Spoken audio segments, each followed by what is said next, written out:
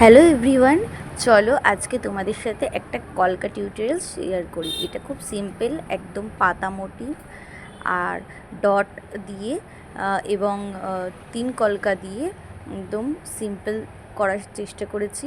দেখো, প্রথমেই তিনটে পাতা অ্যাড করে দিয়েছি, এবার পাশে তিন কলকা দিয়ে পাতা মোটিভ অ্যাড করে দিয়েছি, তার ওপরেও দিয়ে দিয়েছি তিন কলকা দিয়ে পাতা মোটিভ।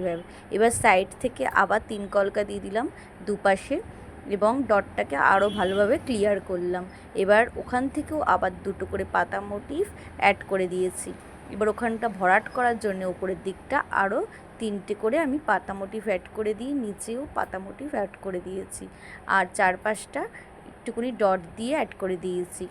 তো তোমাদের কেমন লাগে আমার এই কলকা টিউটোরিয়ালটা তোমরা কিন্তু অবশ্যই জানাবে।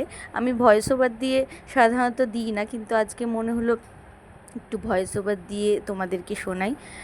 দেখো, পুরো রিসেপশন কলকা একটা সিম্পলের মধ্যে করার চেষ্টা করেছি। তো তোমাদের কেমন লাগলো অবশ্যই জানাবে।